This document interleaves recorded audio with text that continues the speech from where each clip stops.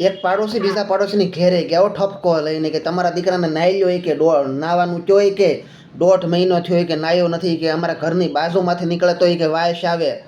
તેના બાપાનો મગજ જો લાકડી લઈને ગયા બજારમાં છોકરાને ગોતવા જ્યાં મળી જાય 3 લાકડી મારીને ઘેરે લાવ્યો. એ કે તું કે 1.5 મહિનાથી નથી નાયો કે જાય કે નાઈ લે. એ કે પહેલાં કે હું ખાઈ લઉં. ઓલો કે જાય કે નાઈ લે કે ખાવાનું દીકરું થતું કે જા જા. એ કે બાપુજી ઘડીક ખામો કે હું પહેલાં ખાઈ લઉં પછી નાઈ લઉં. કે તેને બાપુજી કે 1.5 મહિનો છો તું નાયો નથી તને કાંઈ થતું નથી શરમ નથી આવતી તને. ઓલો કે બાપુજી થાય છે ને અને બાપા કે શું થાય છે કે હજી હમણાં જ નાયો હોય ને એવું થાય. બોલો આને કોણ સમજાવે? 1.5 મહિનો થાય તો એ નાવાની ખબર ન પડે બજારમાં રેખડા કરે. હે હવે આને ક્યાં સમજાવવા જવાય એમ. અમારે એક ભાઈ ઓળખીતા હશે એ જમીનને મકાનનું નવું કામ ચાલુ કર્યું ને તો સારું કમાણા એટલે મકાન બનાવી લીધું ને 4 વ્હીલ ને એવું બધું લઈ લીધું. પછી એને મનમાં વિચાર આવ્યો કે હવે કાંઈક આપણે થોડી ઘણી સેવા કરીએ કે સેવા કરીને એ કહે તો એ કે સારું એ કે એમ એ કે તો એ કે બીમાર ન પડીને કે આપણું સારું થાય એમ પુણ્ય મળે.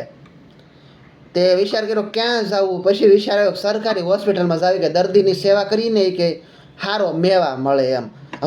એને તો લાલચ હોય તો જ જાય ને કે એમનેમ તો જાય નહીં. ગયા હોસ્પિટલમાં સરકારી હોસ્પિટલમાં ગયા બોલો જે વોર્ડ હોય જનરલ વોર્ડ હતો ત્યાં બધા દાખલ હતા ન્યાય ગયા હોય એક દાદા પાસે. બોલો દાદા એ કે તમારી શું સેવા કરું? ઓલા દાદા આમ ખાટલામાંથી ઊભા છે આમ નેઝવું કરીને હામું જોઈને કે સેવાનો દીકરો થામા તે કે ઓક્સિજનની નળી ઉપર પેલા પગ મૂક્યો ને પગ લઈ લે નકરી કે આમ નામ પતિ જાવું કે તમે સેવા કરવા આવ્યા કે મારવા આવ્યા?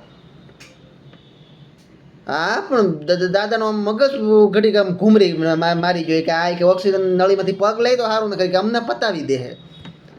ને અમુક તો એવી સેવાઓ કરે ને તમારે જોવાય ને બાપાના પગ દબાવતા હોય ને અમુક છોકરા બાપાના પગ દબાવેલા હોય ને એનો થાક એને 3 દી ન ઉતરે બાપાને.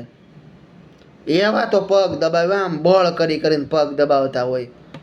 પછી એમ કે અમને કે બાપા સેવા કરવા નથી દેતા અમારા બાપુજી. હવે તમને સેવા કરવા દે તમે અમારી નાખો એમને ડાયરેક્ટ સીધા ઉપર પોગાડી દો.